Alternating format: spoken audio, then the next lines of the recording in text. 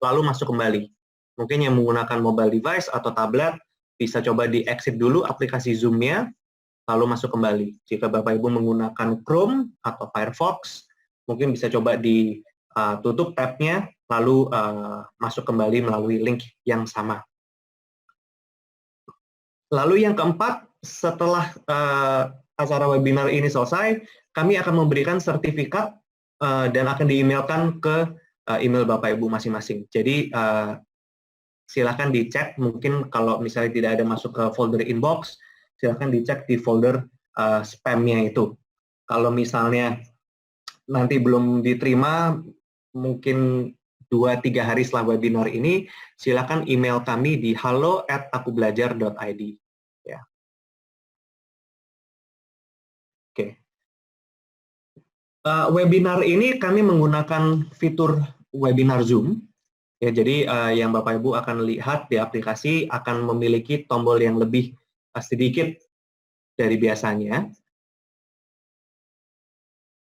Ya, jadi jika Bapak Ibu nanti ada pertanyaan, silahkan klik di tab Q&A ini.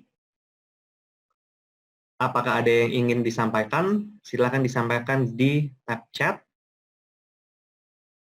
Dan nanti di sesi tanya-jawab, tekan tombol raise hand jika ingin bertanya.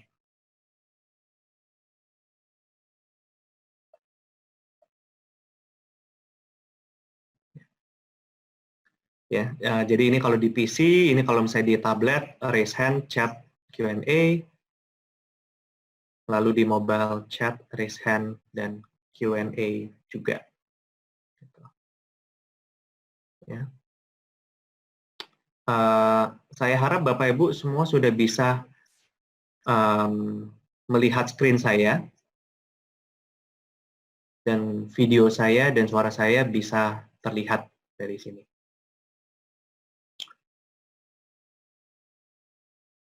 Seperti yang saya katakan, sertifikat akan kami bagikan, bentuknya akan seperti begini. Jika belum terima dalam 1 minggu, silakan email kami di halo@akubelajar.id.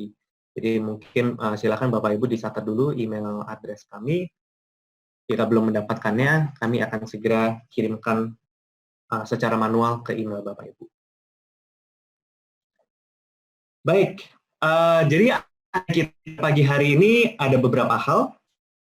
Yang pertama, kami akan melakukan sedikit perkenalan dan saya akan melakukan sedikit pembukaan. Lalu yang kedua, nanti ya perkenalan dan kata sambutan tuh saya akan jadikan satu. Lalu setelah itu kita akan memulai sesi pertama yang akan dibawakan oleh Bapak Hartoto.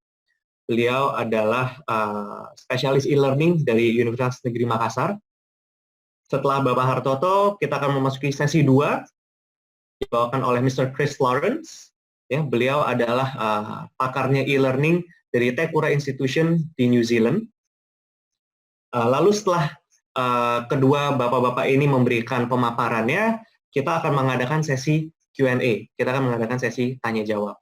Jadi nanti di sesi tanya-jawab, Bapak Ibu silahkan masukkan pertanyaan di tab Q&A itu, atau jika nanti ada yang ingin bertanya secara live, silahkan di raise hand-nya saja.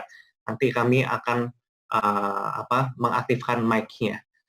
Untuk sekarang yang Bapak Ibu yang ada raise hand, mungkin jika ada pertanyaan bisa menggunakan tab Q&A dulu.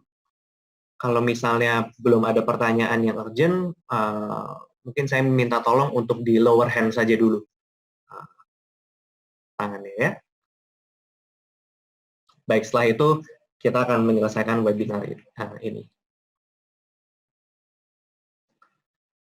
Sebagai sedikit perkenalan, Bapak Ibu, siapa sih host webinar pada pagi hari ini? Host webinar dari pada pagi hari ini itu adalah dari Aku Belajar. Akubelajar.id itu adalah anak perusahaan dari Sejahtera Group, grup perusahaan yang sudah bergerak di bidang IT lebih dari 30 tahun. Dan kami bersama-sama dengan Brightspace selama 2-3 tahun terakhir ini sudah bekerja sama dengan Kemenristek Dikti yang sekarang seperti Bapak Ibu sudah ketahui berubah menjadi Kemendikbud untuk membawa program e-learning atau online learning terhadap dunia pendidikan di Indonesia. Ya, jadi selama 2-3 tahun terakhir ini kami sudah masuk di sekitar 60 perguruan tinggi, ya. Namun di seluruh dunia kami sudah memiliki partners, university partners lebih dari 1.500 di seluruh dunia. Dari Harvard University, mungkin yang dekat di negara tetangga kita di Singapura, ada Singapore Management University, dan kami di seluruh dunia memiliki lebih dari 20 juta users. Dan pada pagi hari ini intinya kami ingin sedikit membagi knowledge kami bagaimana untuk bisa merespon sesuai dengan situasi pandemi COVID-19 ini. Karena seperti yang kita semua tahu, karena pandemi ini tiba-tiba semua perguruan tinggi, semua institusi pendidikan, kita harus menggunakan e-learning. Nah, sekarang pertanyaannya adalah bagaimana kita bisa menerapkan e-learning secara baik dan secara efektif untuk bisa bermanfaat bagi murid-murid kita. Kalau saya bisa sharingkan sedikit statistik umum, Bapak Ibu, kita temukan bahwa 67% dari pelajar, ya, siswa maupun mahasiswa, itu menggunakan mobile device untuk pembelajaran. Dan ini terutama sangat benar untuk di Indonesia. Karena di Indonesia itu adalah negara yang mobile first, ya. Generasi milenial dan generasi Gen Z itu kebanyakan kali sudah tidak menggunakan laptop untuk melakukan aktivitas mereka, melainkan mereka menggunakan handphone atau tablet mereka. Namun yang kita ketahui adalah hanya 40% dari pelajar yang sebenarnya login setiap harinya. Kita menemukan bahwa 90% dari pelajar mengatakan bahwa online learning itu lebih baik daripada traditional learning. Dan yang saya ingin tekankan di sini Bapak Ibu, online learning ini bukan artinya 100% online seperti begini. Ini hanya akan kita bisa jalankan mungkin karena situasi pandemi ini. Tetapi saya yakin kita semua mengimani bahwa situasi pandemi ini akan semoga segera berakhir. Dan ketika situasi ini sudah segera berakhir, murid-murid akan balik ke ruang kelas. Dan itu pun masih akan membutuhkan online learning, atau mungkin yang kita namakan blended learning. Gitu. Dan murid-murid ini merasakan bahwa online learning atau blended learning itu lebih baik daripada traditional learning. Namun yang kita temukan adalah hanya 1 dari 10 orang yang bisa menyelesaikan online class dengan baik. Dan selama 20 tahun terakhir ini kami telah melakukan banyak riset bersama dengan Brightspace dan kita menemukan sebuah korelasi positif antara jumlah waktu yang dihabiskan di dalam sistem, ya, apapun sistem itu, dengan nilai yang meningkat. Jadi biasanya Bapak Ibu di setiap institusi ada 3 tipe pengguna, ada pengguna admin, ada pengguna pelajar, dan ada pengguna dosen atau gurunya. Yang kita temukan adalah bagi para admin ini mereka loginnya sering sekali, hampir 6 jam setiap harinya. Dan pelajar 3,3 jam setiap harinya, dan bagi dosen hampir 3 jam setiap harinya. Dari pelajar yang login 3,3 jam setiap harinya, kita menemukan bahwa 92% dari mereka itu memiliki nilai di atas 60%. Dan 60% dari mereka memiliki nilai di atas 80%. Jadi kita melihat adanya sebuah korelasi positif antara jumlah waktu yang dihabiskan di dalam sistem dengan nilai yang meningkat. Nah, kunci untuk bisa agar jumlah waktu yang dihabiskan di dalam sistem itu meningkat adalah untuk bisa menciptakan sebuah engagement antara guru dan murid dan mahasiswa. Karena kita sekarang menggunakan medium online, tidak bisa lagi mungkin kita hanya men-share file PDF yang seperti normal. Bagaimana kita bisa mengengage dengan siswa kita, dengan mahasiswa kita, agar mereka mau untuk login, mau untuk membaca, mau untuk melakukan ujian, quiz, submit assignment, dan lain sebagainya. Nah, ini yang akan kita pelajari pada pagi hari ini. Jadi, kita akan segera memasuki sesi pertama kita ya, Bapak Ibu. Pembicara pertama kita adalah Bapak Hartoto. beliau lulus S1-nya dari Universitas Negeri Makassar dan S2 dari Universitas Negeri Yogyakarta, dan beliau itu adalah spesialis ahli e-learning di UNM. Ya, seluruh risetnya itu adalah berputar sekitar e-learning, ya, dan beliau juga adalah expert online learning dalam program PBG pada Daljab yang diselenggarakan oleh Dikti, ya. Jadi saya ingin mempersilahkan Pak Hartoto untuk silakan screen share dan memulai sesinya. Terima kasih. Oke, terima kasih Pak Joseph. Assalamualaikum warahmatullahi wabarakatuh, Bapak Ibu. Ya, sambil ditunggu screen.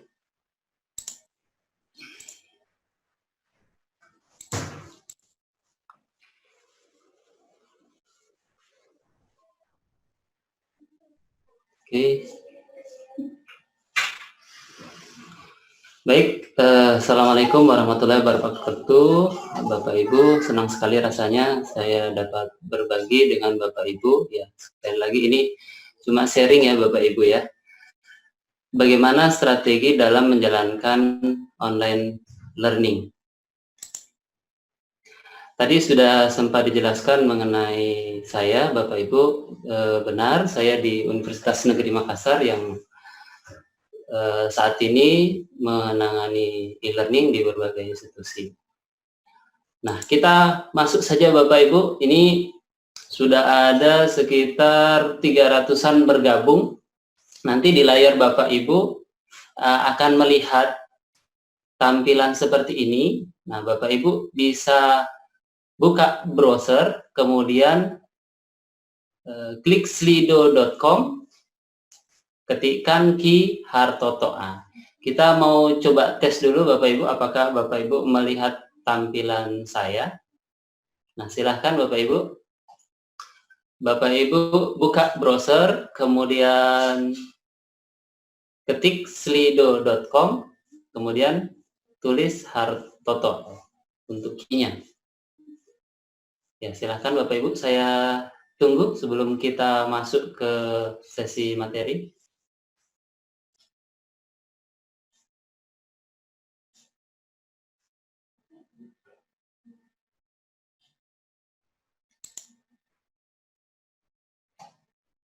Nah, ada Ibu Jessica dari IPK yang sudah mulai bergabung semua. Ada dari UIM Malang. Ada Pak Niko. Ada Bu Rayi, Tanujaya. Nah, sudah banyak yang bergabung ya. Dari Andi Matapa, Sulawesi. Ada dari Pesona Edukasi. Ada dari Grenggaan. Nah, ini sudah 32, 34. Nah, berarti sudah 34 hadir dalam sesi ini. Nah, seringkali dalam sesi video conference dengan mahasiswa itu memang banyak yang tergabung, hampir semua mahasiswa tergabung di dalam sesi Vicon, tetapi ternyata mereka tidak memperhatikan ya. Cuma join tetapi tidak melakukan apa-apa. Nah, salah satu fitur yang bisa kita gunakan adalah aplikasi Slido ini Bapak Ibu. Nah, ini sudah 74, sudah banyak yang hadir ya. Dari sini kita ketahui bahwa peserta ini sudah dari mana-mana. Oke, kita langsung saja Bapak Ibu, kita lanjut ya. Nah, Bapak Ibu, terkait dengan pembelajaran itu sama seperti ketika kita mengajak mahasiswa untuk berlayar ya. Kita ada di satu kapal di mana ombaknya tenang, kita sudah biasa melakukan bertahun-tahun dengan pola yang sama, start dari mana, kemudian checkpoint di mana dan berakhir di mana. Udara sangat sejuk, tidak ada ombak. Tetapi ternyata Bapak Ibu di akhir 2019 terjadi badai. Kita tidak bisa lagi mengajar di kelas. Dan kita semua kebingungan. Sebagian malah kehilangan arah. Harus melakukan apa? Oleh karena itu, Supaya kita tidak tersesat di jalan, kita harus berputar, mencari arah terbaik bagaimana mencapai tujuan. Dan disitulah pentingnya kita menerapkan berbagai strategi, pendekatan, dan segala jenis teknologi yang bisa kita manfaatkan untuk pembelajaran daring, agar kita sampai ke tujuan. Nah, di sini saya membagikan ada 5 tips dan strategi bagaimana cara menyusun, menjalankan pembelajaran daring. Dan kelima-limanya ini Bapak Ibu adalah yang saya lakukan saat ini. Nanti ini adalah bagian kecil Bapak Ibu, dan sebagian besarnya mungkin Bapak Ibu sudah lakukan. Mari kita mulai dari yang pertama Bapak Ibu. Di sini, karena situasinya sudah berbeda Bapak Ibu, mahasiswa kondisinya sudah berbeda, maka hal yang pertama kali kita harus lakukan adalah merenung kembali. Dulu ada program dosen merenung ya. Nah, kita perlu menanyakan apakah sebenarnya mahasiswa sudah bahagia selama mengikuti pembelajaran daring itu. Bagaimana kondisinya mahasiswa, perangkatnya mahasiswa berada di mana, itu yang pertama kali kita harus lakukan. Kenapa Bapak Ibu? Dengan mengetahui kondisi mahasiswa, maka kita bisa menentukan langkah-langkah berikutnya. Nah, sekarang kita cek dulu, Bapak Ibu ada di browsernya Bapak Ibu, kembali ke halaman Slido tadi, jangan ditutup ya Bapak Ibu, nanti ada beberapa soal terkait. Apakah Bapak Ibu sudah pernah melakukan survei kepada mahasiswa? Nah, posisinya sekarang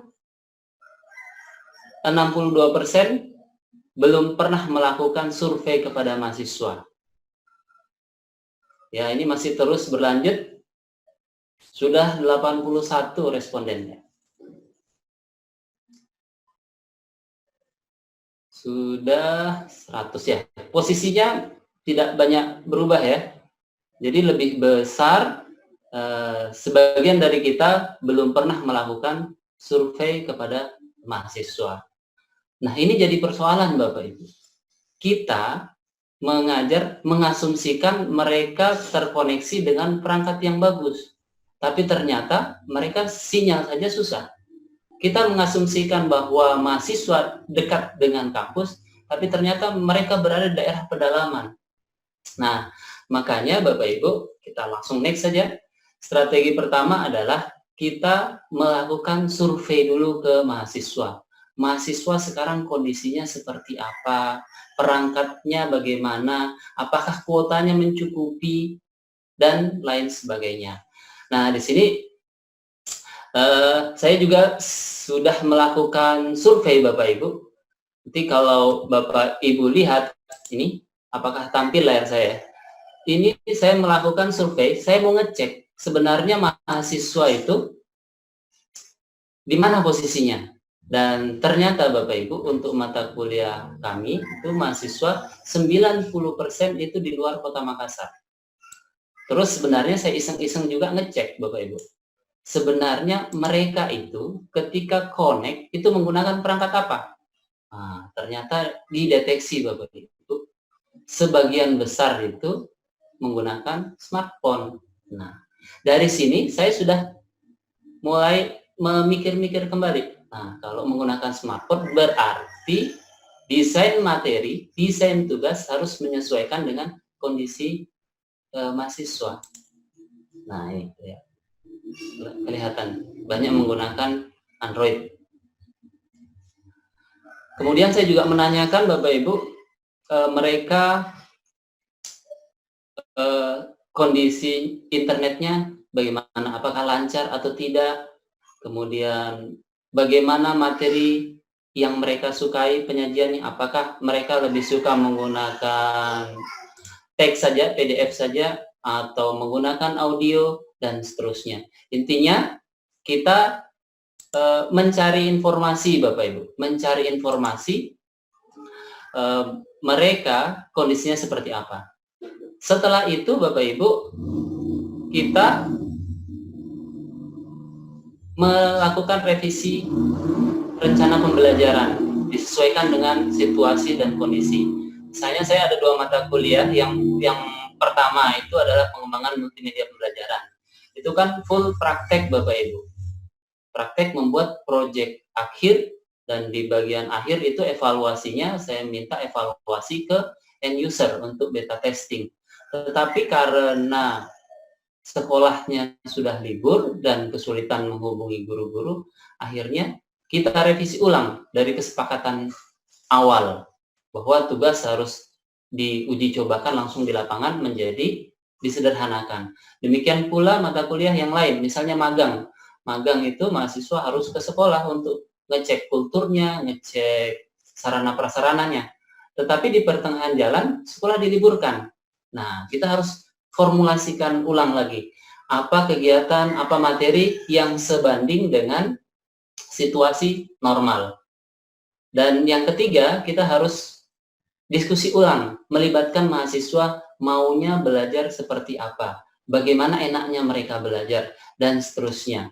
Itu yang pertama kita lakukan Bapak Ibu, karena ujung-ujungnya dengan kondisi seperti ini adalah kita menginginkan mahasiswa dapat belajar mandiri di rumah. Nah, masalah desain pembelajarannya, Bapak Ibu nanti bisa buka itu kelas zaman now ya, yang dibuat oleh Pak Wes, silahkan di googling Bapak Ibu, nanti ada 4 kuadran belajar. Di situ nanti Bapak Ibu bisa melihat dan memilih mana kuadran belajar yang cocok untuk kelas Bapak Ibu sekalian. Yang kedua Bapak Ibu adalah menggunakan hyper content. Di sini kita memaksimalkan berbagai sumber belajar untuk membantu mahasiswa mempelajari materi.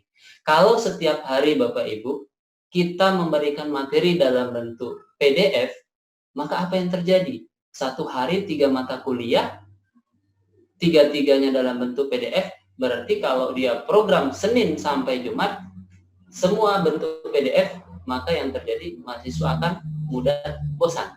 Demikian juga seterusnya Bapak Ibu, kalau setiap hari kita menggunakan video conference, maka setiap harinya mahasiswa akan melakukan video conference, dan itu sangat tidak efektif.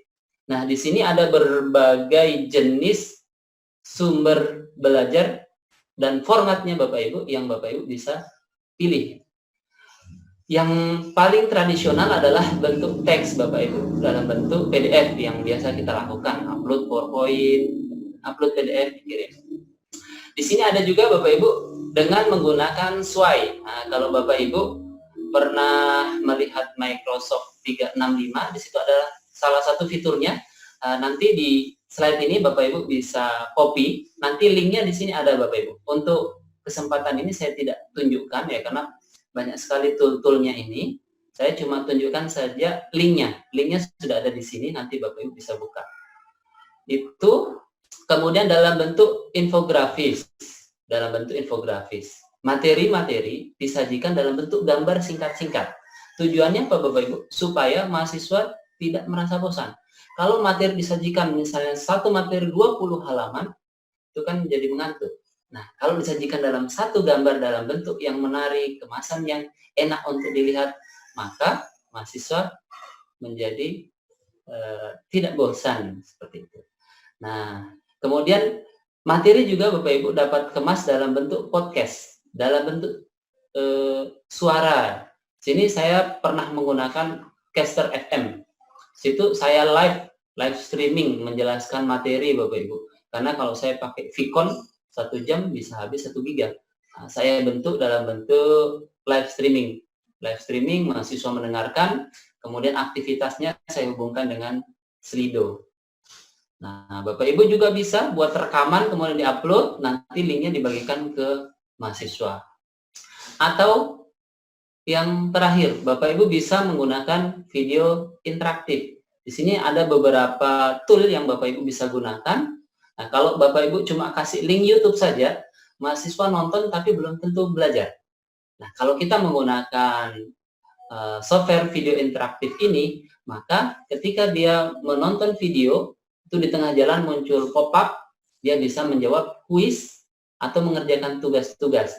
Kalau tidak berhasil, kembali nonton. Nah, dengan demikian, bukan sekedar menonton, tetapi ada aktivitas belajar yang dia lakukan. Nah, yang ketiga yang tidak kalah penting Bapak Ibu adalah bagaimana mendesain aktivitas belajar yang betul-betul menantang dan bermakna bagi mahasiswa. Di sini Bapak Ibu, kalau kita berbicara tentang apa materi yang harus dipelajari, itu semua sumber-sumber sudah begitu banyak di internet. Tetapi untuk apa mereka mempelajari, ini yang perlu Bapak Ibu tekankan. Jadi tugas-tugas diganti dalam bentuk misi-misi yang lebih menantang. Tapi ingat Bapak Ibu bahwa tujuan utama kita memberikan aktivitas adalah untuk mengukur capaian pembelajaran. Nah, kita juga harus melihat bagaimana situasi dan kondisi mahasiswa. Tadi makanya di poin pertama ada survei untuk ngecek apakah aktivitas ini terlalu berat atau tidak untuk mahasiswa dengan kondisi yang sekarang. Misalnya, kalau diminta untuk mengupload video Bapak Ibu, jangankan mengupload video, untuk WA saja mereka harus turun ke kota untuk membalas chattingan-chattingan. Bagaimana kok dipaksakan untuk mengupload video? Nah, demikian Bapak Ibu, dan setiap minggunya usahakan tidak boleh sama ya. Ada sedikit variasi-variasi supaya mahasiswa seolah-olah minggu depan kira-kira apa lagi ya tantangannya ya? Kayak gimana lagi ya? Kita mau ciptakan situasi seperti itu. Kemudian fleksibel. Nah, di sini kita juga boleh memilih Bapak Ibu, ini tugasnya bisa dikerjakan secara mandiri atau secara berkolaborasi. Ada banyak tool yang memungkinkan mahasiswa untuk dapat berkolaborasi satu dengan yang lain. Dan terakhir Bapak Ibu, menggunakan online meeting jika diperlukan. Dan fungsinya online meeting bukan menjelaskan materi Bapak Ibu, tetapi mengkonfirmasi, menggali temuan-temuan di lapangan, ya seperti konsultasi gitu ya Bapak Ibu. Kalau kita menjelaskan materi, habis waktunya Bapak Ibu. Beri kesempatan mahasiswa untuk belajar materi dimanapun sumber-sumber yang ada. Di internet ada banyak sekali. Nah, yang perlu kita lakukan adalah mengecek seberapa paham dia mempelajari materi secara mandiri. Ini ada tool-toolnya Bapak Ibu, ada banyak untuk kolaborasi, untuk kuis, untuk ujian online, kemudian untuk online meeting dan video interaktif. Di sini masing-masing nanti ada tautannya, Bapak Ibu nanti bisa klik, kemudian lihat bagaimana tool itu bekerja. Tetapi ingat pasal pertama Bapak Ibu, fungsi dari tool-tool itu adalah membantu memfasilitasi kita agar mahasiswa dapat belajar dengan baik. Jadi fokusnya bukan fokus di toolnya, tetapi fokus ke pencapaian tujuan pembelajaran. Ya, penggunaan e-learning kan E dan learning, E electronic learning. Jadi fungsi dari E adalah untuk learning. Dan yang keempat Bapak Ibu adalah memilih tool yang tepat. Nah, di sini tidak ada satu tool yang lebih baik dari tool yang lainnya. Nah, tetapi setiap kondisi melahirkan tool yang tepat yang bisa dipilih. Nah, Bapak Ibu, di sini ada cerita. Jadi ada 3 profesi Bapak Ibu yang ketemu. Ada dokter, ada pilot, dan ada guru. Kemudian bertemu satu orang itu menyaksikan, betul enggak ini dia dokter, betul enggak ini dia guru, betul enggak ini pilot. Akhirnya si guru bilang, saya sudah 30 tahun mengajar. Pilot bilang, saya sudah 15 tahun mengajar. Dokter, saya sudah 5 tahun jadi dokter. Kemudian orang tersebut tanya, apa buktinya? So, dia ceritakan, masing-masing menceritakan pengalamannya, pernah kerja di sini, pernah kerja di sini. Dokter menceritakan pernah kerja di rumah sakit ini. Pilot pernah menceritakan pernah ke negara ini dengan pesawat tipe ini, dan seterusnya. Kemudian si orang tersebut bertanya lagi, mana buktinya? Nah, pilot kemudian mengeluarkan lembaran manifestnya, dikeluarkan lembaran dari jam segini, naik pesawat ini, ketinggian seperti ini, kemudian tekanan angin seperti ini, semua ada daftarnya. Dokter juga merasa panas. Wah, saya juga harus keluarkan bukti. Dia keluarkan rekam-rekam medis. Ya, minta rekam medisnya, bergulung-gulung catatannya, Kemudian dia tunjukkan ini pasiennya seperti ini, penyakitnya seperti ini, di rumah sakit seperti ini, dan seterusnya. Tiba giliran guru. Guru kebingungan mencari bukti bahwa dia sudah mengajar. Nah, 1 semester ini dia mengajar menggunakan WA. Ketika dicari buktinya, di mana? Di mana data-datanya? Semua tercerai-berai. Nah, itulah fungsinya Bapak Ibu ada LMS. Jadi LMS jadi rumah besar. Kita bisa menggunakan Slido, kita bisa menggunakan video conference, kita bisa menggunakan Google Slide, tetapi perlu ada satu rumahnya Bapak Ibu. Di situ semua terdokumentasi. Pertemuan pertama melakukan apa, pertemuan kedua melakukan apa, pertemuan terakhir melakukan apa. Ini adalah asumsinya kalau mahasiswa dan dosen sama-sama fasilitasnya sudah memadai ya. Oke Bapak Ibu, kita mau ngecek ini tool yang Bapak Ibu biasa gunakan untuk pembelajaran daring apa saja. Silahkan Bapak Ibu bisa tulis lebih dari 1. Ya, silahkan dilihat di Slido-nya. Bagi yang tadi di sesi awal belum sempat join di Slido, Bapak Ibu bisa buka slido.com, kemudian tulis katanya Hartotoy. Nah, di sini sudah masuk 3. Ada Google Meet, Google Classroom, Group, Canva, Moodle. Kita lihat yang mana yang paling populer yang Bapak Ibu gunakan untuk mengajar daring. Nah, yang paling populer nih Zoom. Yang paling populer Zoom berarti untuk online, ya, untuk pertemuan online ya. Nah, Bapak Ibu, nanti terkait dengan Zoom, Bapak Ibu bisa buka YouTube. Bapak Ibu ketikkan, apakah online meeting itu termasuk pembelajaran daring? Nanti Bapak Ibu akan temukan jawabannya. Ini remote learning berarti ya. Jadi Bapak Ibu, ini sudah 100-an. Jadi yang paling populer adalah Zoom, kemudian Google, kemudian Moodle. Ada yang menggunakan Meet juga ya. Satu keluarga dari Google. Sudah 134. Zoom yang populer ya Bapak Ibu ya. Zoom yang populer. Oke Bapak Ibu, saya lihat angkanya bergerak tapi tidak signifikan. Masih di Zoom, masih seputar Zoom. Oke, kita tunggu sampai 150.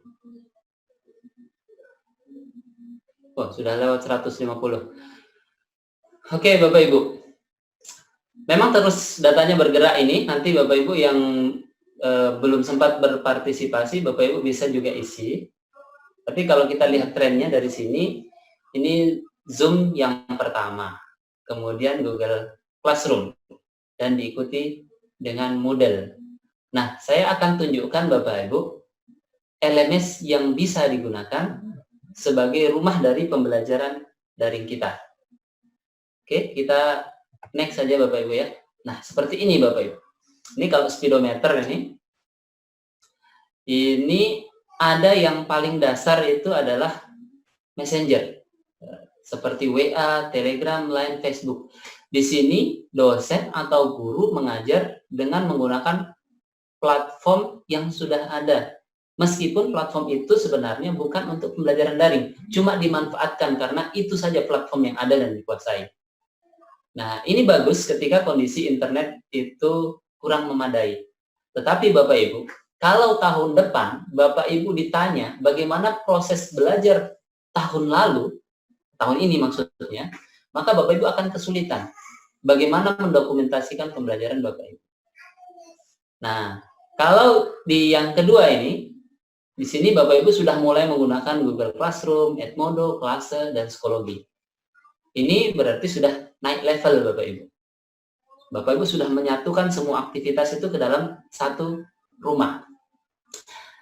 Ini sangat bagus Bapak Ibu, namun ada juga kekurangannya. Kalau kelebihannya banyak ya Bapak Ibu tidak perlu memikirkan infrastruktur, tinggal pakai, dan seterusnya. Tapi kekurangannya Bapak Ibu, bagi pimpinan, itu akan kesulitan untuk monitoring aktivitas mengajar yang Bapak Ibu lakukan. karena report-reportnya di sana masih sangat standar ya. Itu memang didesain untuk individu ya, untuk mengajar individu. Nah, lanjut Bapak Ibu, mulai naik ke level ketiga. Di sini Bapak Ibu sudah mulai menggunakan aplikasi learning management system yang diinstal di server masing-masing. Sini ada Moodle, ada Dokios, ada Tutor, ada Camilo. Ini untuk kelas kecil masih jalan smooth Bapak Ibu. Tapi kalau sudah 1000-an online, nah Bapak Ibu sudah mulai nih. Mobilnya sudah mulai macet-macet di sini. Nah, Bapak Ibu mungkin sebagian sudah merasakan ya, menggunakan platform e-learning di kampus, kemudian pas mau submit, error. Submit, tidak bisa terakses, dan seterusnya. Nah, yang terakhir Bapak Ibu, ini ada cloud learning platform. Nah, salah satunya, ada banyak juga ya, salah satunya ada Breakspace. Ini yang saya tunjukkan di sini adalah yang pernah saya coba Bapak Ibu. Di luar sana yang saya tidak pernah coba, ya saya tidak cantumkan di sini. Nah, di sini Bapak Ibu jika menggunakan cloud learning platform, Bapak Ibu fokus ke konten saja dan aktivitas belajar. Bapak Ibu tidak pernah memikirkan bagaimana server akan down, kemudian bagaimana manajemen usernya, semua sudah disiapkan di platform tersebut. Nah, aktivitas-aktivitas belajar itu Bapak Ibu bisa dimasukkan di rumah-rumah ini, kecuali yang messenger platform itu ya. Nah, Bapak Ibu bisa masukkan di Classroom, di Moodle, atau di Breakspace. Saya akan tunjukkan Bapak Ibu salah satunya ya. Salah satunya, kalau Moodle kan mungkin Bapak Ibu sudah biasa gunakan Google Classroom, sudah ya, tidak perlu saya tunjukkan. Saya akan tunjukkan salah satu aplikasi, ini Breakspace. Mari kita cek Bapak Ibu. Ya.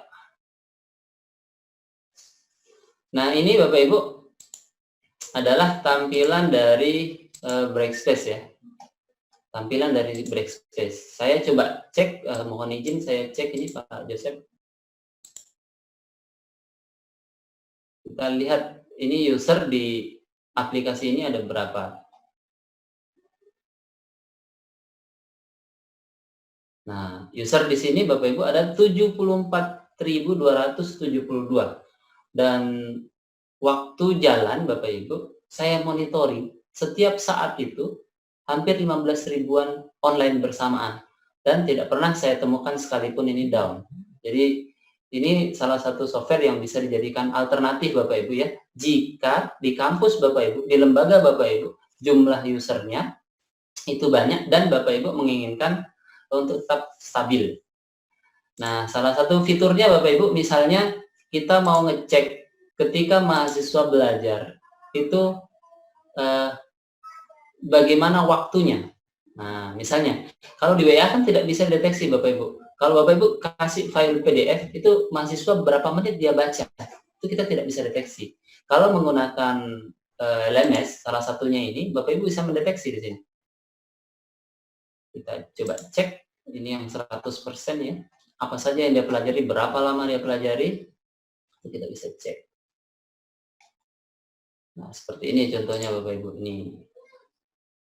Nah, ternyata dia mengerjakan, ini skornya.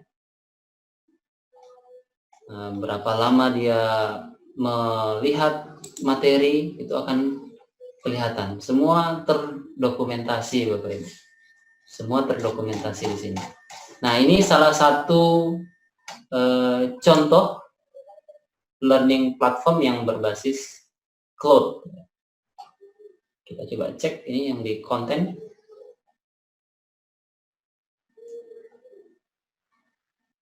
Nah, ini Bapak Ibu, ini selesai dia pelajari. Dia sudah baca materi 100%. Nah, ini ternyata Bapak Ibu kita lihat dia cuma membaca 13 detik untuk materi yang cukup panjang. Artinya Bapak Ibu, bisa jadi dia mendownload dan baca offline, bisa jadi juga dia cuma berburu centang tapi tidak membaca. Nah, itulah pentingnya Bapak Ibu, kenapa pembelajaran daring itu harus didesain sedemikian rupa Bapak Ibu. Agar kita bisa memastikan bahwa mahasiswa secara mandiri dia betul-betul belajar, karena kita tidak berhadapan langsung dengan mereka. Jadi kita perlu cek dengan aktivitas-aktivitas yang memadai. Nah, terakhir Bapak Ibu adalah menikmati prosesnya. Pembelajaran daring ini sangat menantang Bapak Ibu. Jadi situasi ini bukan hanya cobaan bagi mahasiswa, tapi juga tantangan bagi dosen. Nah, di sini ada survei Bapak Ibu. Kita coba cek, ya, kita cek apakah Bapak Ibu bahagia selama mengajar daring. Jangan sampai, oh bahagia, 67% bahagia. Nah, di sini sebenarnya akar mulanya Bapak Ibu. Kalau kita merasa bahagia ketika mengajar daring, maka materi, aktivitas, dan proses belajar itu menjadi lebih bermakna. Dan mahasiswa merasakan itu. Betul-betul mahasiswa merasakan bahwa ternyata dia diperhatikan meskipun tidak secara langsung berhadapan-hadapan. Ini sudah ada 119 orang mengatakan bahagia. Yang tidak bahagia 16% ya. Ini mungkin kendala teknis, ribet, dan seterusnya. Yang sangat bahagia mungkin 11%. Ini mungkin merasa ada tantangan baru, ada kesempatan untuk belajar, dan seterusnya. Oke, angkanya masih terus bertambah Bapak Ibu. Kita tunggu ya, ini penting Bapak Ibu, karena ini menjadi dasar. Menjadi dasar bagaimana kita melakukan pembelajaran daring. Kalau dosennya kurang bahagia, gimana mahasiswanya Bapak Ibu? Oke, angkanya saya pikir tetap di sini ya, meskipun bergerak terus, tapi saya bisa menyimpulkan ya, kita bisa menyimpulkan bahwa 71% sudah bahagia. Lalu Bapak Ibu, apa yang kita lakukan? Nah, kita next. Jadi Bapak Ibu, masa pandemi ini itu membuka keran Bapak Ibu. Ilmu pengetahuan itu sangat terbuka lebar Bapak Ibu. Bapak Ibu setiap harinya mungkin di grup WA itu ada banyak undangan-undangan untuk Vkon gratis. Belajar ini, belajar itu, ada banyak sekali. Ini Bapak Ibu bisa manfaatkan untuk mengupgrade kapasitas Bapak Ibu. Tentunya Bapak Ibu silahkan pilih ya, mana event yang perlu diikuti, mana yang tidak, dan seterusnya. Karena kalau diikuti semua, habis. Satu waktu saja itu bisa 3-4 event. Nah, Bapak Ibu, kita juga ya harus memberikan layanan prima kepada mahasiswa, karena namanya belajar daring itu ya siap 27. Kita juga agak gimana gitu untuk marah-marah kalau misalnya ada mahasiswa yang jam 3 malam itu PM. Pak, gimana tidak bisa login di sini? Gimana tidak bisa ini ya? Kita tetap harus melayani Bapak Ibu, karena selama belajar daring itu mahasiswa juga punya waktu yang berbeda-beda, kesempatan yang berbeda-beda, sehingga ketika dia sudah semangat dan mau ngontak kita, terus kita tidak layani, akhirnya semangatnya turun dan mungkin dia cuek menjadi belajar. Dan terakhir Bapak Ibu, kita juga harus dituntut fleksibel. Di sini ada kata yang saya dapat dari teman itu ya. Turunkan standar, naikkan kesabaran. Nah, standar yang dimaksud adalah standar yang masih bisa ya diatur untuk diturunkan, dan kita harus fleksibel. Kalau misalnya tidak bisa via yang ini, ya silahkan dimaksimalkan. Misalnya kita deadline dikumpul jam 12 siang hari ini, tapi kemudian 2 hari kemudian ada mahasiswa yang PM, maaf Pak, saya baru dapat kabar dan saya tidak bisa kumpul karena tidak ada sinyal di rumah, saya harus ke kota. Nah, yang demikian itu perlu pemakluman dari kita. Nah, kita nanti harus bedakan mahasiswa yang betul bersungguh-sungguh tapi terkendala, dan mahasiswa yang benar-benar cuek, yang semuanya tetap kita harus layani Bapak Ibu. Demikian Bapak Ibu apa yang dapat saya sampaikan, kurang dan lebihnya mohon dimaafkan. Sekali lagi, ini hanya sesi sharing Bapak Ibu, baru 5 langkah dari banyak langkah yang mungkin Bapak Ibu lakukan. Sesi selanjutnya saya serahkan kepada Pak Joseph.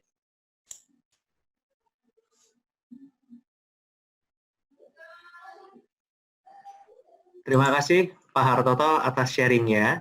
Sangat bermanfaat sekali ya Pak ya, terutama tadi ada banyak slides yang bisa di-sharekan kepada kami semua bagaimana kita bisa membuat konten-konten yang lebih engaging, yang lebih bisa menarik perhatian siswa dan mahasiswa kita. Jadi terima kasih Bapak Ibu sekalian yang mengikuti webinar ini, harap terus stay on karena nanti di akhir sesi kita akan adakan sesi tanya jawab bersama dengan Pak Hartoto. Baik, untuk sesi kedua ini akan dibawakan oleh Mr. Chris Lawrence. Jadi Mr. Chris tentunya tidak bisa berbahasa Indonesia, so Chris will be speaking in English, ya. Tapi saya yakin kita semua di sini akan bisa mengikutinya. Sedikit perkenalan kepada Mr. Chris ini, beliau memiliki lebih dari 20 tahun pengalaman dengan membawa award-winning design UI atau UX solution. Jadi, dan juga beliau adalah creative leader di Tekura Institution di New Zealand, sebuah institusi yang memiliki lebih dari 23.000 pelajar dan semuanya itu fully 100% online. Jadi Mr. Chris ini adalah orang yang bertanggung jawab dalam mendesain konten dan segala macamnya. Jadi Chris, I've introduced you. We're all excited to hear what you have to share to us. So I give you the floor. Go ahead. Thank you very much, Joseph. I'll just share my screen. And I hope you can all see that. Thank you very much, Joseph, and thank you very, very much for having me today and giving me the opportunity to tell you about Tekura as a school. I'll start off by just telling you who we are. We're New Zealand's largest school, K-12 school with approximately 24,000 students. We have a rolling roll, so our students come on and off each day. They study at their own pace, they study at their own place. What differentiates us from normal K-12 schools is we're entirely teaching by distance. And we teach everything from early childhood education up to years 13, which is our formative assessment, years across hundreds of different subjects across multiple levels. And because we teach so many subjects, levels, etc., we have such a diverse student population, which ranges between sort of 3-year-olds from our early childhood to 73-year-olds, which are our adult learners. We have over 500 staff. They're all spread out across New Zealand, teaching from offices and houses, etc. And one of the big things that we've adopted very, very recently, and it's a key strategy of ours, is our adoption of a big picture philosophy. This is a methodology. For those who are not familiar with big picture philosophy, it's about focusing, engaging students in real world learning. And what we try to do is align a student's interests, their passions, their motivations, and build programs of learning around those passions and interests. And what this actually does, this results in a really highly personalized and really flexible learning experience for our students. And this philosophy, this methodology has basically shaped the way our students learn. And it takes me on to the sort of the 3 areas I'd like to talk to you today about, and just show you a couple of tools we're developing which support this philosophy and assist us in being able to do this at distance. So we're all learning in new ways these days. The first thing I want to go through is building relationships, and this is first and foremost to Tekura, is building the relationships between teacher and student, and it's a key component about allowing our students to reach their potential. Building these relationships is about learning who they are and what they're about, and I'll show you a tool that we've developed in Brightspace very shortly. Secondly, I want to talk about personalized learning. So once we know who a student is and what their goals are and what their ambitions are, their aspirations, their interests, we then start building a personalised program of learning around those, which meets the needs and also the New Zealand curriculum for that particular student. And finally, I just want to just touch on, because it's quite self-explanatory about the importance, is communicating. And this is probably one of the most important aspects that binds all of these things together. And it's not only communicating with students, but it's also their families and their communities, and reinforcing the relationships and the path which the organisation, the student, the faculty, the teachers are all going on together. And this is all done by distance. So I'm going to show you now building relationships. We as an organisation, we've been faced many challenges by teaching by distance, and specifically learning more about our students. A lot of our students are remote, they're at risk. A lot of our students have disengaged with the education system, full stop. They no longer go to face-to-face school. And the biggest challenge is we're trying to align the students' learning with their interests and passions that primarily act as I suppose, a catalyst to engage them back into education. And this is one of the key wins we've had over the past few years, where our teachers have hundreds of students each, like many of you out there, and our students have many teachers as well at one time. And what we found is our students were being bombarded with the same questions, the same information that was needed from our teaching staff and our organisation. And this was having a poor experience, or a negative experience on the students. So what we've done is we've built an interface which we've called My Kurawai. I'll just take you in there now. Here it is here. It basically is an online digital form which we anticipate all our students to come through and submit. This is the first thing we ask them to do, and it's broken down into 4 key areas. We have All About Me, we've got My Journey Ahead, Leaving to Learn, and My Reflections. And the student will come into this environment and start filling in this form. And these are the key questions. These are the questions that we really want to know about the students, that multiple people probably ask them during their duration with Te Kura. And ultimately, it's to paint a more richer profile around the students. Who are they? What are their interests? So you can see within this first one, we've got subheadings here. We've got normal name. And I'll just fill this out because there's something I just want to show you eventually at the end. Key questions about what their ethnicity groups are. We've got their interests and hobbies. They're involved in, they like helping people. They love gaming. They love cars, whatever they might look. They can add different interests down here. Things about their culture. Are they interested in their cultural heritage? If not, they can go less or more. Key influential people within their learning, and that could be a teacher, that could be a parent, that could be a brother, a sibling, whoever. But what we're trying to say is there's other people involved within their learning that we might have to contact or bring on this journey with the student to assist them achieving. We then go into their learning. How do they like to learn? Do they like pictures, graphics, sounds, music? Learning in the afternoon, learning in the morning. When do they like learning? Are they online at the same time as our teaching staff? Well-being, we have a survey that we go into well-being for them, how the students actually set up, how their life is in general. And again, we go through the different questions and the students go through these. We've got the journey ahead. This is what their dreams are. They want to travel the world. This is what they want to do after their schooling, go to university, travel, service abroad.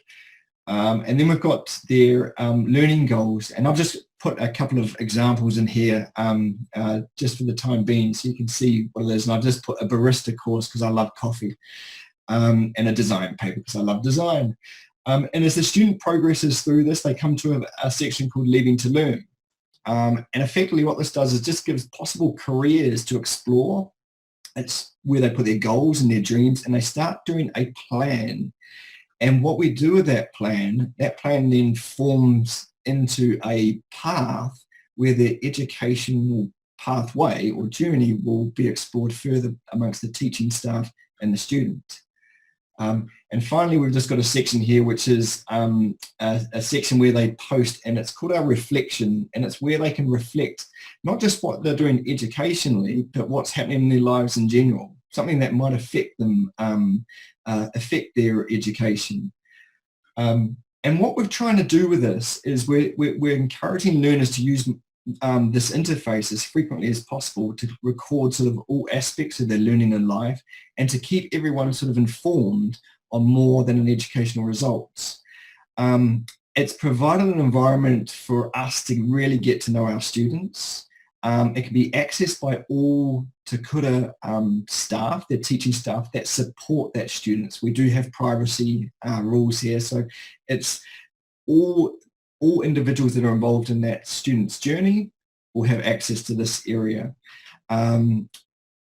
We were able to have a look at what our learners needed to help engage and basically achieve in their learning. So we're focused on being really student-centered in everything we possibly do. And as the student goes through this, we've built in new sort of technology for this, where we've got up here where they can start typing directly to their teacher. So we've got an instant messaging service with this. We've got the tasks that they've put in here. So we've got a barista course, which is overdue because it was due in 2019, which is a lot overdue. And then they can see what they've completed. We've got access to scholarships within New Zealand in terms of our universities and our polytechnics. And then this is final one here, which is basically a summary. And if I press this, it will hopefully work. And effectively what it's doing is it's downloading a summary of my entire profile that I've just entered for my teachers to view. What effectively this does is this now becomes my individual learning plan for my students. So they've actually created, in support with their teaching staff and family and whoever's involved with their learning, a individual learning plan which gives them direction for what's for where they're going next. Now on the other side of this, we've got a teacher view, because the teachers have literally thousands of students, and so up here we've got another view, and this again is sitting in Brightspace. And if I select on this, this is all our teachers within Brightspace. I'm just going to select this one. And as you can see here, this is a list of all the students under this teacher. And what effectively we've done is we've developed a quick snapshot or an overview of who the student is for the teacher.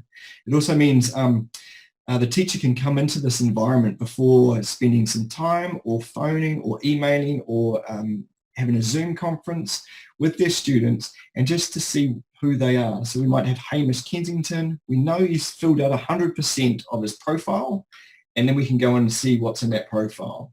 He loves technology, gaming, cars. And that paints a picture for us. That means we've got sort of a starting point with the student to build that relationship. We can see the activities and the courses that he's been doing under this. We can see if there's been any posts, and he's posted some work up there which he's done very recently. And we can also see if he's got any upcoming things on his calendar. So this gives us a very quick snapshot of what our students are doing. And it's been, when we introduced this profile builder, what we call My Kurawai, we didn't launch it to our students in the first term, but within 2 weeks of making it available, the students had access and completed it. About 24%, so a quarter of our students just went into this interface and accessed it and completed the available sections in here without any instruction, without any guidance, proving the ease of the interface. We launched this last year in 2019. At the end of the year, we had approximately 75% of our years 11 to 13 students, and probably about 65, 67% of our years 9 to 10 students engaged within this. And these engagement figures have given us the ability to gain sort of an insight to many of the students that we never would have reached, and we would have never had this information before anyway. So it's incredibly rich in terms of the information and the data that we get from this, and it assists in us building that relationship with the student from distance, so we're able to build a program of learning that suits their needs. And that just takes me on to the next bit, is personalizing our learning. Once we have collected and discussed all this information with a student through My Korowai, the profile builder, we can effectively create individual learning plans, and we have enough information to start creating a program of learning that is personalized to meet the needs of that student. What we're trying to do is make and take what they are really interested in, let it be sport, let it be computers, let it be swimming, whatever it might be, what they're interested in, and then building something around that where they can achieve their potential and get credits and achieve and be able to go to university or whatever their choice of next journey is. And so what we've done from there is we've started to create an individual personalized program of learning. I've got a sample of it here. The student would basically come into Brightspace as they normally do. They'd come into this environment here, which we just call the landing page. And this is personalized to a student. This is a test, by the way. This is personalized to our students. So within here, we've got an inquiry project. And under that inquiry project, we've got several modules they can go into and select and start doing the work. Based on their interests and their passions and what their goals were and the aspirations that we received, we know that this particular student wants to be more with science, wants to get more science credits to assist them in whatever their journey is.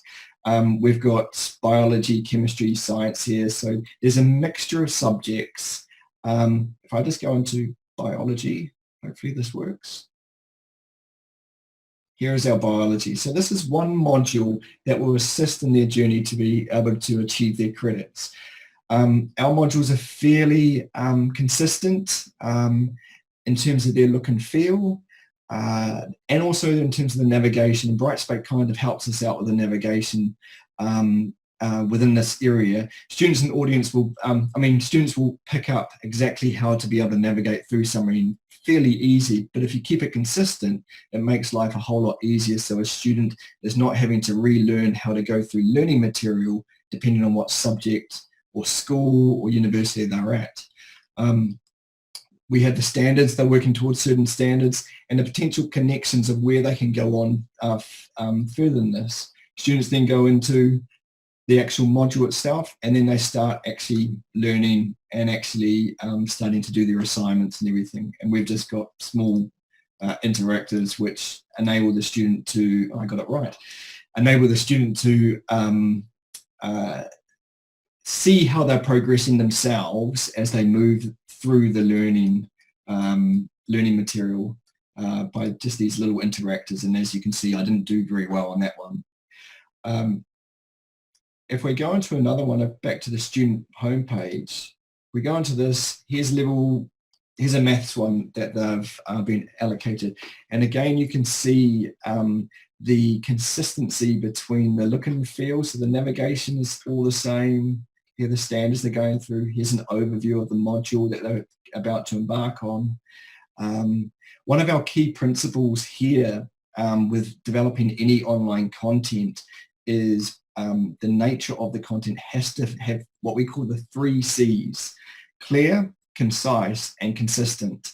And what we've done with that, and this is over the course of the last 3 years, is we've got a whole pool of subjects and modules that we've created for an online learning environment, which now we've made available individually. So you don't just have to do chemistry, but you can do a project which has chemistry and maths and art and whatever makes up those that align towards your profile of your interests and your passions. Again, I just want to go back to the Brightspace interface here. with the navigation, we still have a fairly easy navigation system going on where Chris's stuff. This gives me an abundance of stuff of how I'm doing, my grades, my awards, portfolio. I've got Connect here, which is our communication tools. I've got other tools here, which are also communication, Dropbox, discussion, quizzes, and a whole bunch of other things that assist as tools to be able to the student to achieve. On that note, once we've got a course and it's been personalized to that student, the next big thing that we've got is communication. With online learning, and everyone here will be aware of this now, with online learning, you're often met with so many different ways of doing the same thing. Many of you are here today will be experiencing so many different tools doing it for the same purpose. Video conferencing, your Skype, your Zoom, your team, your Meets, collaboration, Google's, Microsoft, all of these. There's a huge, huge amount of things out there that we can use. And this choice, and we've found, Te in general, we found out this probably the hard way. The choice of having so many tools can have a negative impact on both staff and students' experience. And what it does is it affects the communication between the organisation, teachers and students. One thing to be mindful is the tools that you're using with your students may be different from a colleague's. This is what we found at Te Kura. We found that the more tools sort of institutions had, the poorer the experience for the students. So there was a high possibility that a student having a poor experience because they were bouncing between different technologies based on different faculty or teacher members presenting them. So we came up with a strategy to mitigate this approach. And the first thing we do is, because there's an abundance of tools and we don't want to reinvent this technology, we want all our students to enter into our learning management system, Brightspace. That's the first thing they have to do. What this means is the student will log into our environment, they will then go into their coursework, and then they'll use the available tools necessary to complete those activities. And those tools might sit outside of Brightspace, Google, Docs, Drive. All students' work will be submitted back into my Te Kura learning environment. So if they are completing something outside of our learning environment, they would then have to upload that assignment back into our learning environment. And we've got the start and end point of where our students started from and where they've ended from. This will provide the students with consistency, but it's also enabled us to gather a huge amount of information and data for us around their behaviours. Are the tools that we're using, are they the most appropriate ones? Are the tools that we're firing them off to, are they ever coming back and completing what they're supposed to be doing, or have they gone? The paramount thing, primarily we made a big list of all tools that we would use within our learning environment, and we put pros and cons to each tool. And we provided this information to all our faculty, all our teaching staff, and we said, and this takes a lot of discipline, because every now and then you find a wonderful thing online and it's the best new thing and it works so well, but again, you're asking a student to be involved in something completely different. What we've done is we've aligned these tools with certain functionality. So for example, we use all video conferencing with our students in a classroom setting, so our virtual classrooms. We use a tool called Bongo.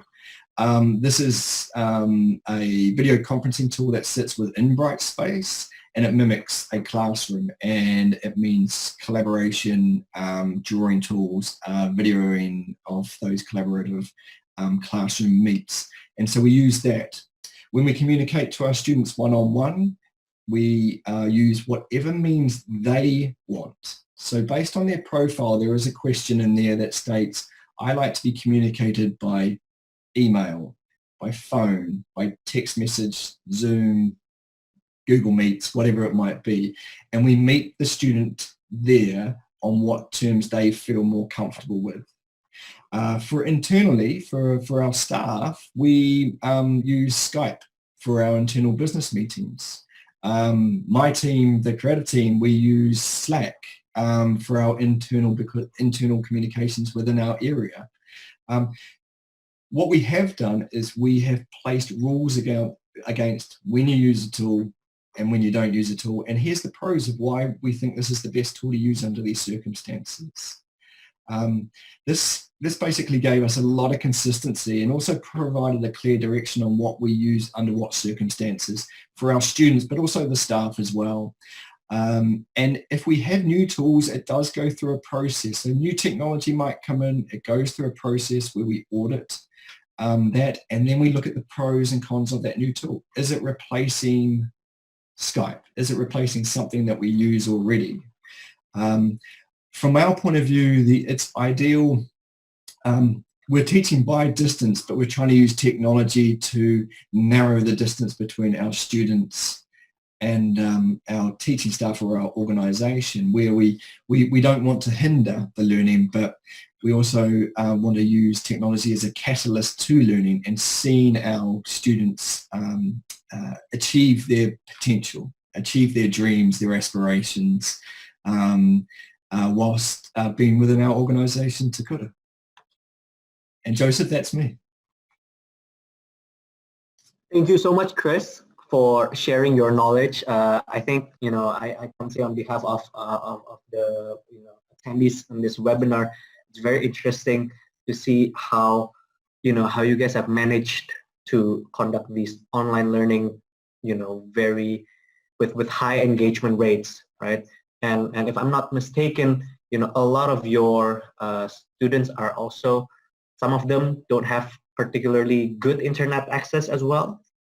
And the fact that you're still able to basically, provide quality learning to them, I think that's very interesting.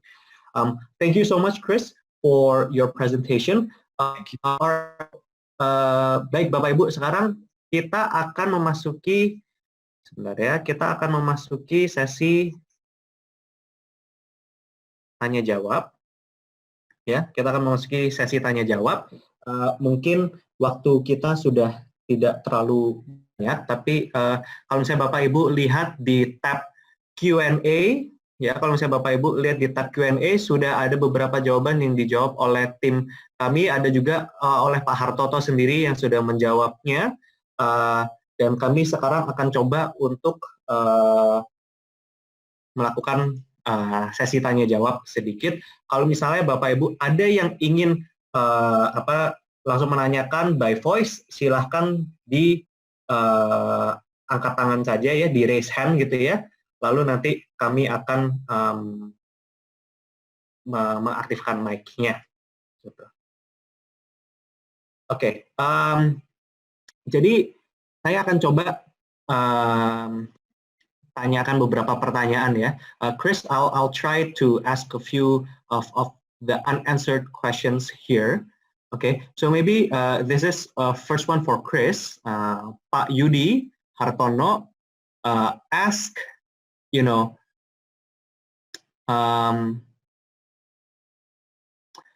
he's asking about life skill or competency.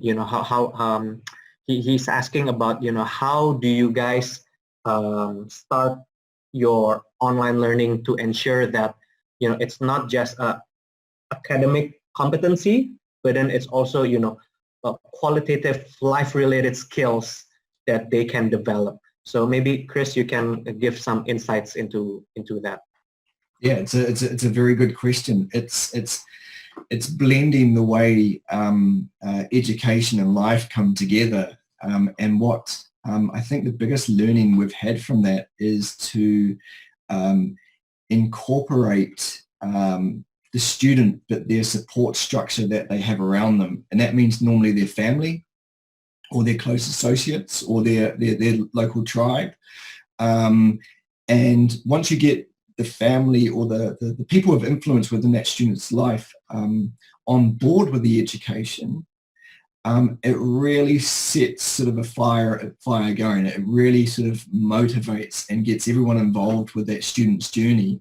And it doesn't have to be about education. It can be a way where we target those interests, because we know that if a student is interested in something, it's a motivation to be able to work harder at it. And we're trying to find the connections from that interest and aligning it to the New Zealand curriculum and the academic structure that we have to do, which gives the teaching staff a huge amount of creativity in how to link those things together. Does that make sense? Yeah, definitely. Very interesting. And here's a follow-up question, dan ini ada pertanyaan lanjutan ya, dan ini mungkin untuk dua pembicara kita, Pak Hartoto and also Chris. Ini ada pertanyaan, banyak sekali pertanyaan, kita mendapatkan pertanyaan tentang koneksi, karena seperti yang kita tahu, Indonesia itu, infrastruktur internet Indonesia itu belum merata. Ya, jadi mungkin Pak Hartoto bisa bantu memberikan sedikit insights. Banyak sekali yang bertanya tentang koneksi internet. Ini bagaimana bisa tetap menjalankan online learning yang efektif di tengah situasi internet yang kurang memadai. Chris, so the question was, Indonesia as a country, we don't have an equal internet connection, throughout the whole nation, right? So what's a tip, or like what's an advice you would give to be able to conduct online learning with very limited internet connection? Mungkin from Pak Hartoto first. Oke. Baik Bapak Ibu, memang saya lihat di berbagai forum menanyakan terkait dengan bagaimana kondisi internet untuk mendukung pembelajaran daring ini. Nah, sebenarnya maka pertama Bapak Ibu, teknologi apa yang paling tepat digunakan untuk pembelajaran daring? Jawabannya adalah teknologi yang ada Bapak Ibu. Teknologi yang dikuasai dan yang terjangkau oleh pihak mahasiswa dan oleh pihak dosennya. Nah, kita menggunakan teknologi yang ada dulu. Kemudian terkait dengan bagaimana aktivitas belajarnya Bapak Ibu, kita bisa memadukan antara pembelajaran sinkron dengan pembelajaran asinkron. Jadi definisi mengajar tidak hanya dibatasi oleh jam pelajaran sesuai dengan yang konvensional Bapak Ibu. Misalnya kita terjadwal di hari Jumat jam 9 sampai jam 11. Kalau online Bapak Ibu tidak demikian lagi. Itu menjadi pilihan terakhir untuk kita video conference. Yang kita bisa gunakan adalah asinkron. Dalam satu minggu kita berikan materi, materinya bisa dalam bentuk video, bisa dalam bentuk mahasiswa kita kasih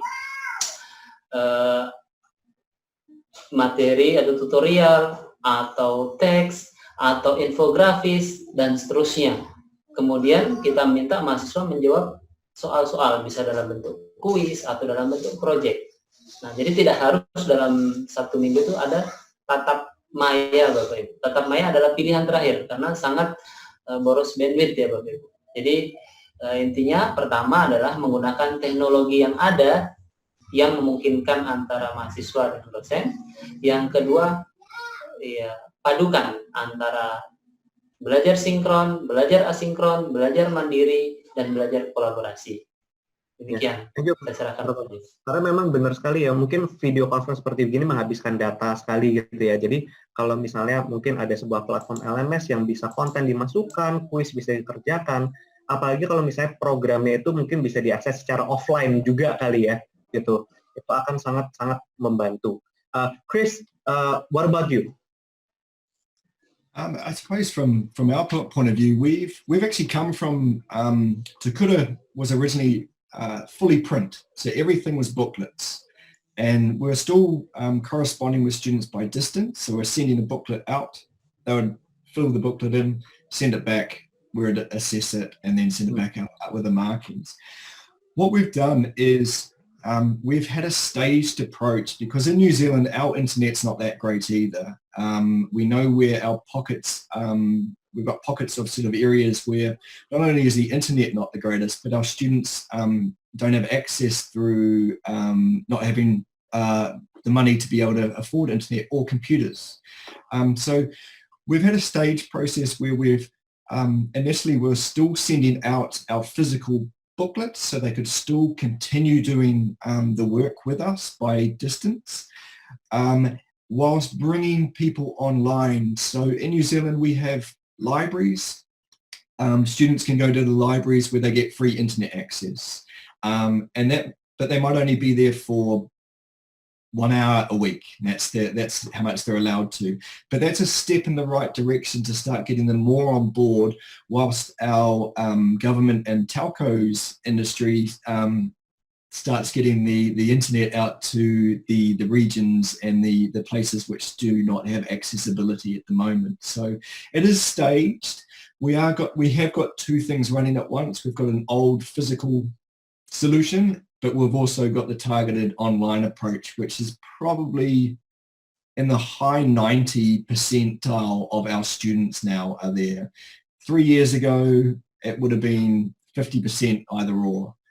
So we've made some quite good movement on that. And the other thing is the students, they don't have the patience to wait for the post anymore. So they want to go online and get their results and get their information and their learnings like that. And that's what online learning enables them, instead of waiting 3 weeks for the post to turn up with their schoolwork in it. So it's a real waiting, you can get the results directly. Yeah, very interesting. Ya, jadi Bapak Ibu, itu makanya pentingnya juga ya, kita mungkin jika memiliki sistem, memiliki solusi yang juga tetap bisa mengantisipasi mungkin interkoneksi yang kurang baik, yang kurang memadai, kurang buruk. Jadi contohnya kayak di dalam Brightspace, di mobile app-nya itu bisa kita download dulu kontennya secara offline gitu ya. Jadi nanti kalau misalnya tidak ada koneksi internet, tadi saya di chat saya sempat berbicara sama beberapa bapak bahwa kalau misalnya tidak ada internet koneksi, mereka tetap masih bisa membaca kontennya. Saya ingin memberikan kesempatan untuk beberapa Bapak Ibu untuk memberikan pertanyaan. Ini sudah ada yang ngantri ya, yang angkat tangan. Pak atau Ibu Made Dwi, silahkan, saya sudah unmute. Silahkan di-unmute, Bapak atau Ibu.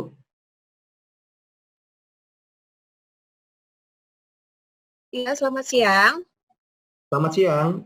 Ya, saya Dwi dari Icon Plus. Oke. Ya, kalau dari kita sih, dari saya tadi mendengarkan ada pertanyaan koneksi apa yang baik digunakan pada saat pembelajaran online ini. Ini kebetulan sih dari kita dari Icon Plus bisa merekomendasikan, karena saat ini dari Icon Plus sendiri itu sudah bisa masuk ke rumah-rumah, yaitu namanya produknya Strumnet. Mungkin itu bisa menjadikan salah satu referensi bagi teman-teman yang sudah mengikuti webinar di sini.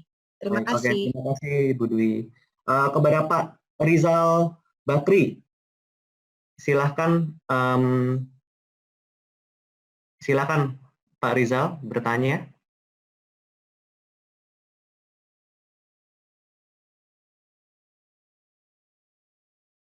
Pak Rizal, bisa di-unmute, Pak?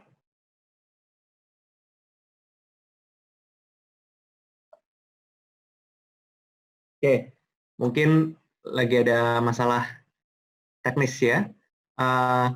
Di sini ada juga Pak Ferdi Jitawan.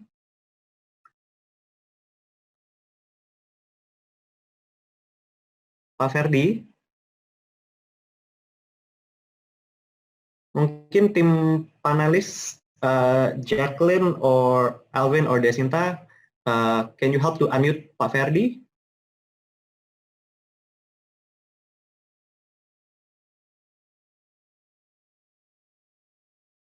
Oke, it's okay, nggak apa-apa. Kita masih banyak sekali pertanyaan-pertanyaan lainnya. Ini ada pertanyaan yang sangat menarik, Pak Artoto ya. Bagaimana menghilangkan rasa jenuh dan bosan dalam pembelajaran online?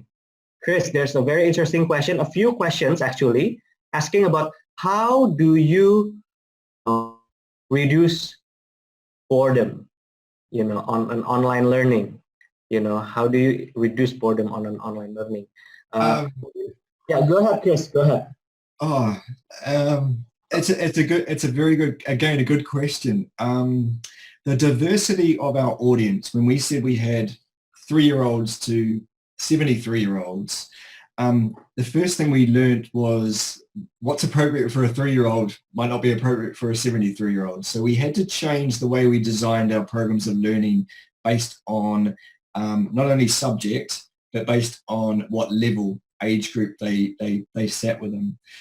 Our younger years, so our early childhood education is very visual, it's very video oriented, it's very interactive. We've designed it in a way that it's supposed to be completed on a Padlet or some sort of tablet, iPad, because we know the dexterity of a child works better with those type of devices. Our older programs of learning for our older students, they become slightly more serious, where there is a mixture of text, video, audio, what we call our assessment games, which we try and put in place. I think one of the winning solutions we've had when we've developed these programs of learning is to have bite-sized chunks of information, because if we're delivering a whole screed or pages and pages of text, people will potentially fall and get bored very easy. But if we give them bite-sized chunks of information designed in a way, kind of like how Facebook works when you see a conversation, it's bite-sized chunks of information, but it tells a story of what's going on within that context. So we've tried to adopt that philosophy of bite-sized chunks of information, but also giving the ability for a student to get more information if they need. So there's always something that might sit behind that. So you can kind of get their attention for a short period of time, and if they need more information, they get it. All our videos are under 90 seconds because we know that the average person has about a 90-second attention span with videos. Okay. So we've got different strategies for different approaches for different year levels. We're not perfect by any means, but it seems to be working. Very interesting. Jadi Bapak Ibu, tadi jawabannya Pak Kris itu adalah secara video diperpendek 90 detik ya, dan juga mungkin supaya mengurangi tingkat kebosanannya, konten yang diberikan itu jangan semuanya sekaligus diberikan, tapi bisa diberikan sedikit demi sedikit untuk memacu ketertarikan mereka. Thank you Chris for that. Dari Pak Hartoto, bagaimana Pak? Oke, saya coba tunjukkan ya Pak Joseph 3 contoh bagaimana membuat gamifikasi dalam pembelajaran. Jadi biasanya mahasiswa bosan itu kalau pola yang sama kita lakukan terus-menerus. Jadi ada kalanya kita harus memvariasikan materi ataupun tugas. Saya coba screen, minta izin Pak Joseph di screen. Ya. Nah, ini saya menggunakan Sway. Sway ini dari Office 365 ya. Di sini saya buat materi, ya ini pertemuan ke-13. Nah, jadi materi saya penggal-penggal Bapak Ibu, ini ada kalimat pengantar, kemudian di sini ada audionya. Saya sertakan di sini audio, mahasiswa bisa mendengar suara saya. Saya tidak pakai video karena hemat kuota. Kemudian seperti tadi dijelaskan, saya minta mahasiswa ini untuk beraktivitas secara fisik ya, meskipun mereka daring. Saya minta mereka untuk ambil kertas, mencatat.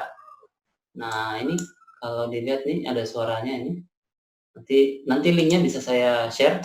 Nah, kemudian materi Bapak Ibu saya potong-potong. Saya potong-potong. Kemudian setelah satu-satu materi kecil, lanjut untuk membuktikan bahwa dia belajar, perlu ada kuis. Ya, kuis itu tanda bahwa mereka belajar. Setelah itu, next, lanjut materi berikutnya. Ini pendek lagi, ini pendek, kemudian tiap sesi, nah, ini yang bentuk teks. Nah, setelah itu ada kuis, ada juga nanti di bagian terakhir tuh, di bagian terakhir nanti bentuknya video mana ya? Kita lihat di bagian terakhir nih, ada bentuk video Bapak Ibu. Nah, saya padukan, videonya diambil di mana? Ambil di YouTube Bapak Ibu. Nah, ambil di YouTube. Ini nonton video, tapi tidak sekedar nonton, ada juga selalu dengan kuis, ya, kuis. Nah, itu salah satu contoh Bapak Ibu. Kemudian contoh yang lain, saya menggunakan Flipgrid ini untuk mahasiswa PAUD. Jadi di sini materinya apa kesulitan belajar dan kiat-kiat mengatasi kesulitan belajar. Untuk materinya Bapak Ibu, saya tautkan di sini URL-nya. Mereka pelajari ini. Nah, kemudian mereka saya minta kirim video singkat. Kirim video singkat, tidak perlu software apapun, cukup klik saja di situ Bapak Ibu, klik rekam videonya. Nanti akan kelihatan yang sudah saya nilai. Nah, ini sudah saya nilai. Nanti mereka bercerita tentang videonya. Kita bisa, ini nilainya, ada kreativitas, solusi, dan seterusnya. Saya close. Nah, kemudian yang ketiga Bapak Ibu, ini saya menggunakan platform di kampus kami. Awalnya Bapak Ibu, tugas itu tidak termonitor. Kemudian saya buat sistem progress bar ini. Jadi kelihatan siapa yang sudah kerja, siapa yang belum. Ternyata progresnya juga belum terlalu bagus Bapak Ibu. Akhirnya saya buat sistem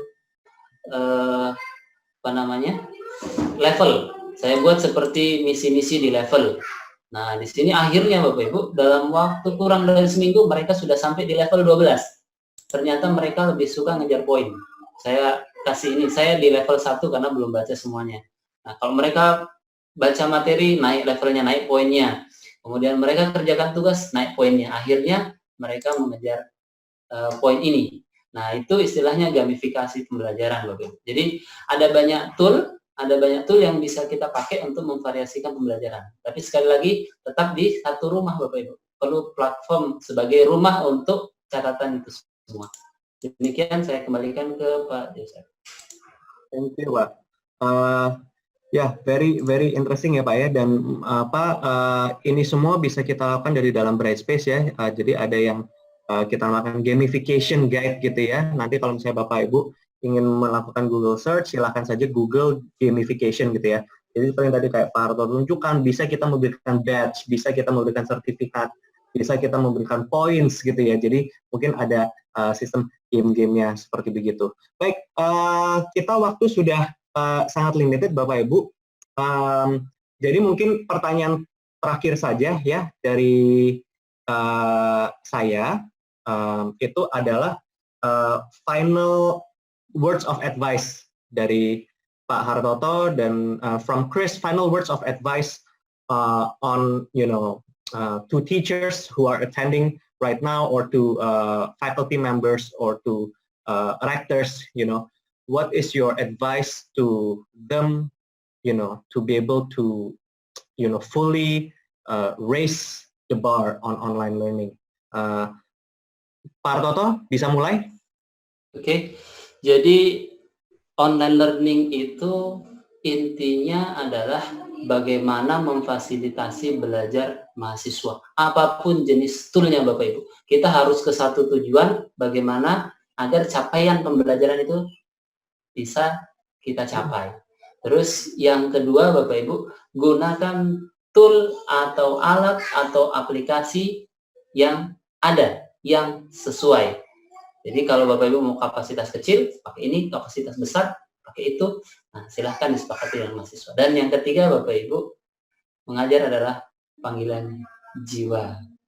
Dengan kita enjoy, kita bisa menikmati proses mengajar secara daring.